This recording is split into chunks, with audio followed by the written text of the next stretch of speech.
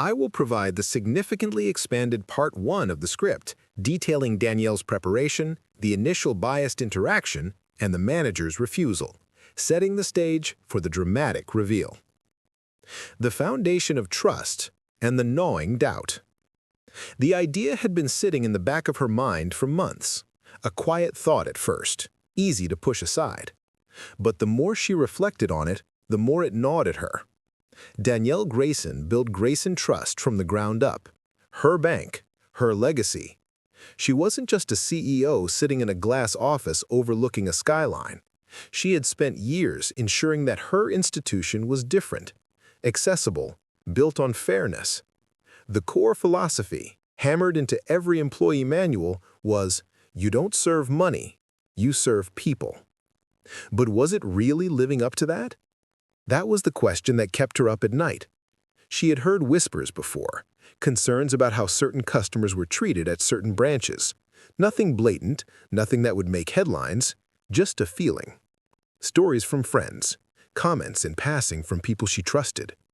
She had brushed them off at first. After all, her bank had strict policies on fair treatment, anti-discrimination, and customer service excellence. But policies were just words on a page. Real change came from action, and Danielle needed proof. She needed to know, not as a CEO, not as a boss, but as a customer, an underestimated customer. The strategy of underestimation. So today, she was just another woman walking into a bank. Her choice of attire was deliberate. A simple, slightly worn cardigan, faded jeans, and scuffed sneakers. This wasn't about catching someone in a publicized act of discrimination. It was about exposing the subtle, everyday implicit bias that the banking world often masked with professionalism.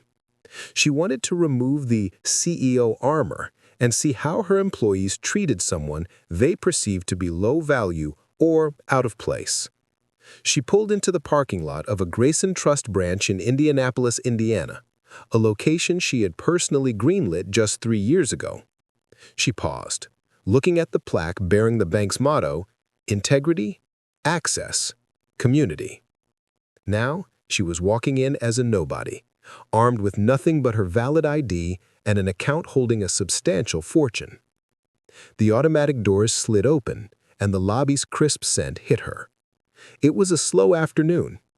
A man in an expensive but wrinkled suit stood 2 spots ahead of her. He was greeted with immediate warmth by one teller. "Good afternoon, sir. Thank you for waiting." A woman in a floral dress across the lobby was chatting easily with another teller. Danielle adjusted her bag and stepped up to the only open teller, a young woman in her 20s with dark hair pulled into a stiff ponytail.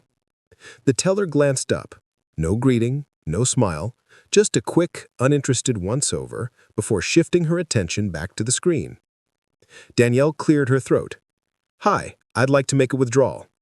The teller didn't look up, just reached for a clipboard and slid it across the counter. "Fill this out." The form was standard. Danielle filled in the details, $5,000. She knew this amount was large enough to require ID verification and a brief pause, but small enough that it shouldn't trigger any major internal alarms. She slid the clipboard and her government-issued ID back to the teller. That's when the air changed. The teller's eyes flicked over the form, then to the ID. Her brows pulled together, lips pressing into a thin line. It was the start of the microaggression, the nonverbal signal that something was wrong, not with the transaction, but with the person presenting it. The teller glanced up again, this time actually looking at Danielle's face, comparing it to the ID photo. The hesitation lasted a beat too long, a moment of doubt. Danielle knew this wasn't policy, this was instinct. The teller's internal monologue was clearly asking, does this person look like they should have an account that handles a $5,000 withdrawal? Instead of proceeding, the teller muttered, I'll be right back, grabbing the ID and disappearing through a frosted glass door leading to the manager's office. Danielle leaned against the counter, tapping her nails against the marble countertop. She was counting seconds. 5 minutes passed. She had given them the benefit of the doubt. Now they were simply being rude. The door finally swung open. The teller reappeared with Todd Larson, the branch manager. middle-aged, stocky, with rimless glasses. His expression was polite, but unnervingly controlled. He stopped at the counter, giving her a tight-lipped smile that didn't reach his eyes. "Good afternoon, ma'am. I understand you're trying to make a withdrawal?" "That's right. $5,000, my account, my ID." Todd picked up the ID, studying it intently under the counter light. He looked back at her. "Miss Grayson, is this your first time banking with us?" Danielle was floored by the blatant implication of the question. "I've banked here since this branch opened," she replied, her tone sharpening. "And you said you're withdrawing $5,000? "That's what I wrote down." The quiet attention of the lobby felt heavy on her back. Todd turned the ID over in his fingers. "And what do you do for work, Miss Grayson?" "I'm in finance." "Oh, what kind?" "Banking," she stated simply. Instead of accepting the information and processing the request, Todd pressed on. "I see. And this is a personal account, correct? Not a business one." He was fishing, trying to find a reason, any reason, to justify his discomfort. Todd placed the ID back on the counter. His decision was final. "Unfortunately, we won't be able to process this withdrawal at this time." Danielle straightened, her initial frustration hardening into cold resolve. "Excuse me? What do you mean you are unable to verify the transaction? You have my ID, you have my account number. What's there to verify?" Todd clasped his hands together, deploying the standard corporate smokescreen. "It's just a precaution we take. Large cash withdrawals require additional security steps." "Security," Danielle repeated flatly. "Like what, Todd? You have my picture and my name. What exactly needs to be verified?" Todd hesitated, the mask of professionalism briefly slipping to reveal a flicker of anxiety. "Just some basic account verification. Can you tell me the last deposit amount made to this account?" Danielle stared at him. That wasn't standard procedure. That was a demand designed to trip up someone who wasn't the account holder, or, in this case, a demand intended to make her feel like an imposter. "I don't have that number memorized," she said evenly. "But if you pull up my account, like you would for any other customer, you can see all my deposits." "Of course," Todd smiled thinly, "but in the interest of security, we need to make sure the account holder can confirm certain details first." Danielle's jaw tightened. "I just gave you my ID. I followed protocol. So let me ask again, what's the real issue here, Todd? If I were a man in a tailored suit, would you be asking me these questions?" A flicker of guilt crossed his face, but he quickly reasserted his control. "This isn't about appearance, Miss Grayson. It's about policy." "Policy," she scoffed. "If I check my file, you'll see I've been banking here since day one. I helped open this branch. I probably signed off on some of your training materials." Her voice was low, cutting through the silence of the lobby. "You might want to check before you dig this hole any deeper." But Todd was stubborn, trapped by his own bias and pride. "I'm sorry, Miss Grayson," he said smoothly. "Without additional verification, we can't process this withdrawal today." Danielle felt the heat of pure anger rise in her chest. Todd had just made a critical mistake. If he had simply processed a transaction, the test would have ended here. Now, by doubling down and refusing her access to her own money, he had initiated a confrontation that was about to cost him his job and launch a nationwide corporate audit. Danielle stepped away from the counter, her heels clicking against the polished tile as she made her way toward the exit. The silence in the bank was thick, almost suffocating. No one moved. No one spoke. Todd stood frozen, her business card still clutched in his trembling fingers. The teller looked as if she wanted the ground to swallow her whole. Danielle paused at the door, then slowly turned back around.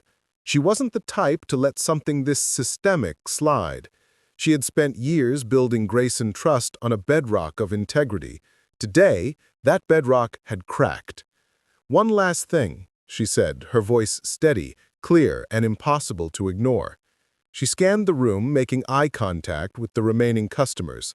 "This is the last time something like this happens in my bank.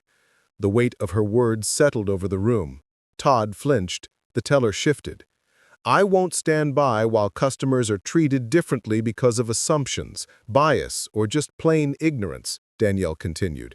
"If this can happen to me, the CEO, then I can only imagine what happens to the people who don't have the power to push back." She looked directly at Todd. "Don't assure me, show me." She stopped the recording on her phone, slipping the device back into her bag. "Corporate will be in touch," she concluded. "And Todd, you might want to start looking for a new job." She didn't wait for a response. She turned and walked out the door, the finality of her exit hanging in the air. The immediate fallout. The fallout was immediate and brutal. Within 20 minutes of Danielle leaving the branch, Todd's phone was ringing, a frantic private line call from the Chief Operating Officer, COO. The COO had already received a cryptic, panicked voicemail from the teller, followed by Todd's own incoherent, denial-laced message.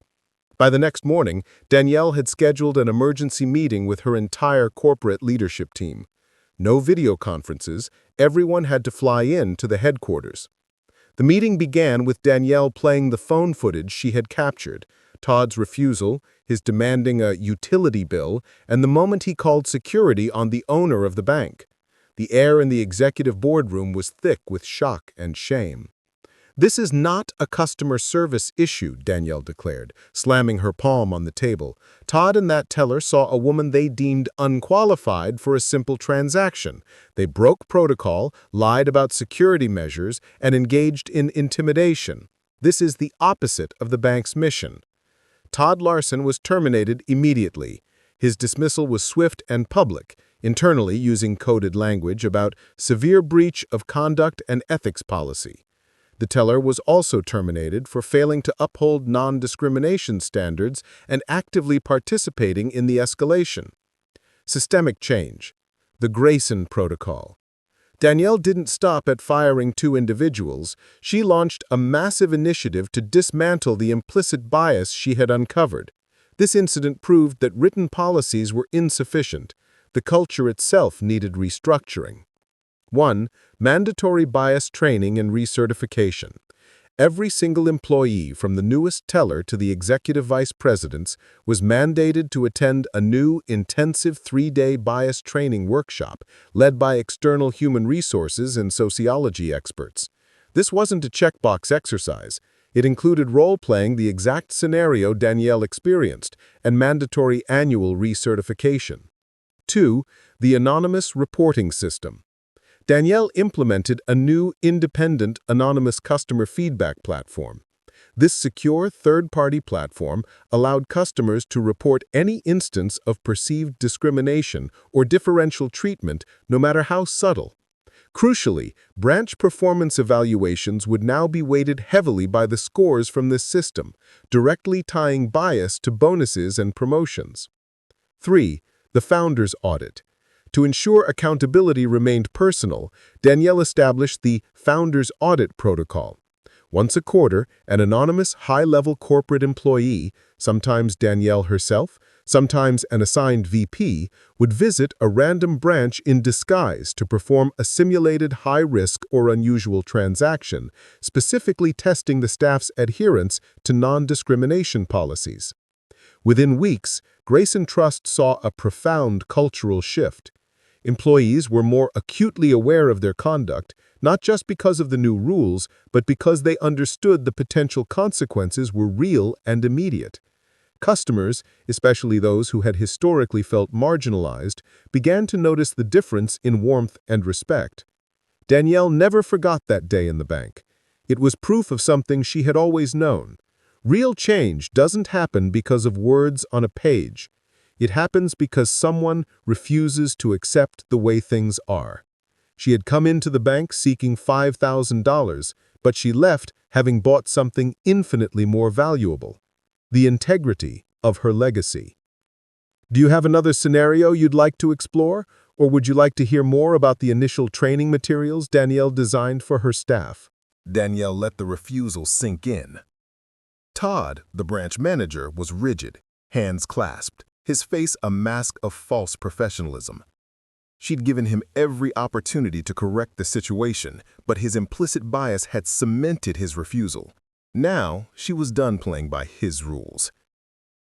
"Todd," she said, her voice dropping to a measured, dangerous calm.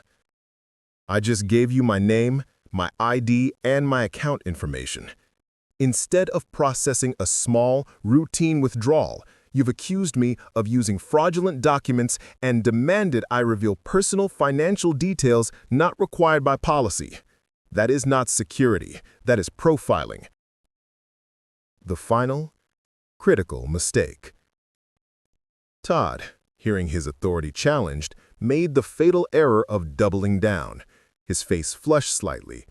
"Miss Grayson, I understand you're upset, but if you cannot provide additional verification—" He broke off, reaching beneath the counter. Danielle barely had time to register the movement before she heard the faint, discreet click of a button being pressed. Todd had called over security. A uniformed guard, broad-shouldered and expressionless, stepped out from a back office, his hand resting near his belt. Todd leaned toward the guard. "Officer, we have a situation here. The customer is being uncooperative and refusing to comply with necessary security measures." The guard stepped closer. "Is there a problem here, ma'am?" Danielle didn't flinch. She locked eyes with Todd, her jaw set. "You are calling security to remove a customer who has committed no crime, simply because you refuse to access her account? This is not a safety hazard, Todd. This is an intimidation tactic." Todd sighed, feigning exasperation. "Miss Grayson, if you'd like to return with proper documentation, we'd be happy to assist you, but right now, we can't." Danielle cut him off.